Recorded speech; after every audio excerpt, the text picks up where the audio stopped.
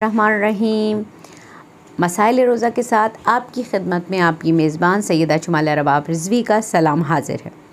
अज़ान मोहतरम, जैसा कि रमज़ान के हवाले से हमने एक सिलसिला शुरू किया है, रोज़ाना एक मसले पे आपसे गुफ्तगू करते हैं। अब मसला जो हो सवाल अगर वो आपका मुब्तलात से मुतालिक है, यानी मुब्तलात रोज़ा से, तो हम मुब्तलात रोज़ा के हमने जुज़ तक़सीम कर दिए हैं। आज उनमें से हम जो जुज़ है, जो सबसे अहम एक नुक्ता मुझे नज़र आता है जिसको हम बहुत रेयर लेते हैं और हम अपनी रोज़मर्रा की गुफ्तगू में ये अमल कई दफ़ा कर जाते हैं, वो क्या है? अल्लाह, रसूल अकरम सल्लल्लाहु अलैहि वसल्लम और आइम्मा ताहरीन पर बहतान बांधना, यानी उनकी जानिब से गलत बयानी कर देना और अपनी मर्ज़ी से कोई बात कह देना। तो अज़ीज़ान, इसमें सबसे अहम जो है, सबसे पहले है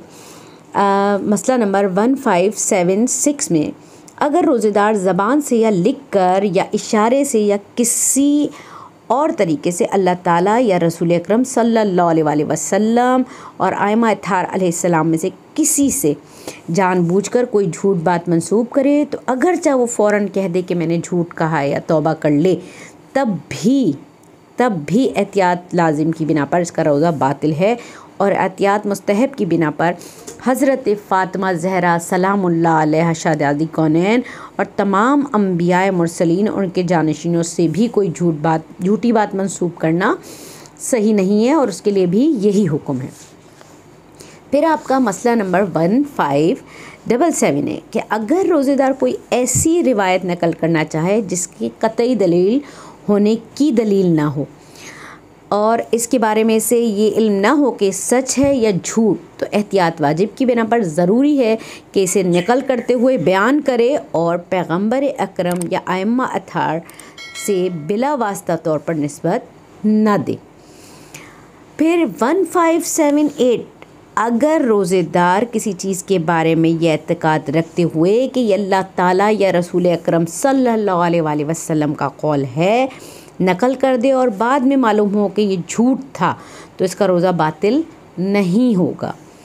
आपकी फिर मसला नंबर 1579 में बयान है कि अगर रोज़ेदार किसी चीज़ के बारे में ये जानते हुए कि झूठ है, इसे अल्लाह ताला और रसूल अकरम सल्लल्लाहु अलैहि वसल्लम से मंसूब करे और बाद में इसे पता चले कि जो कुछ उसने कहा था वो दुरुस्त था,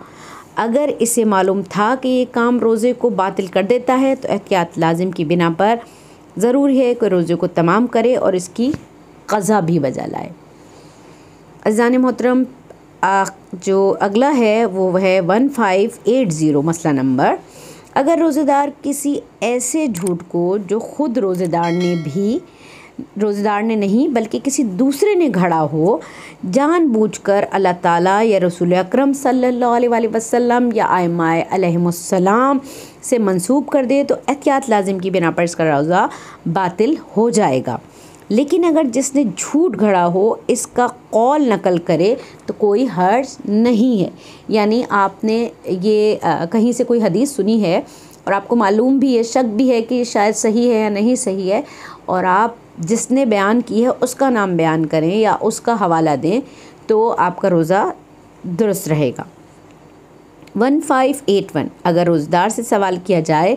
कि क्या रसूल अकरम सल्लल्लाहु अलैहि वसल्लम ने ऐसा फरमाया है और वो अमदन जहाँ जवाब नहीं देना चाहिए वहाँ भी असबात में दे दे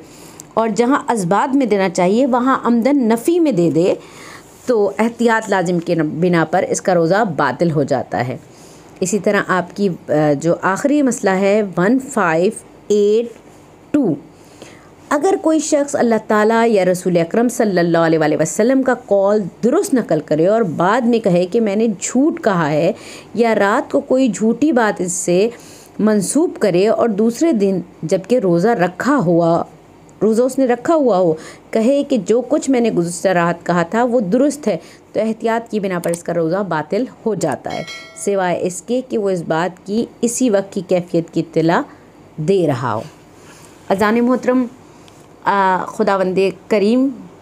रसूल अकरम सल्लल्लाहु अलैहि वसल्लम ख़त्मी मर्तबत और आइम्मा अलैहिमुस्सलाम आपके बयानात, अक़वाल, अहदीस, हर चीज़ बराह रास्त एक दूसरे से मुंसलिक हैं,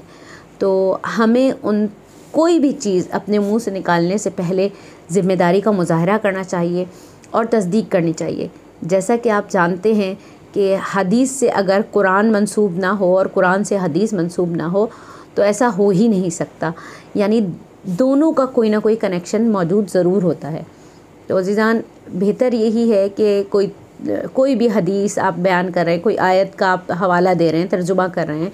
या आइमा अलैहिस्सलाम का कोई कौल नकल कर रहे हैं, उससे पहले एक दफ़ा तस्दीक ज़रूर करें। ये सिर्फ़ रोज़े की हालत के लिए नहीं है, ये आम ज़िंदगी में भी अगर हम इस रविश को इख्तियार कर लें तो यकीनन सही अहादीस हम तक पहुंचती रहेंगी और बहुत सी ऐसी अहादीस जो हमसे छुपा ली गई हैं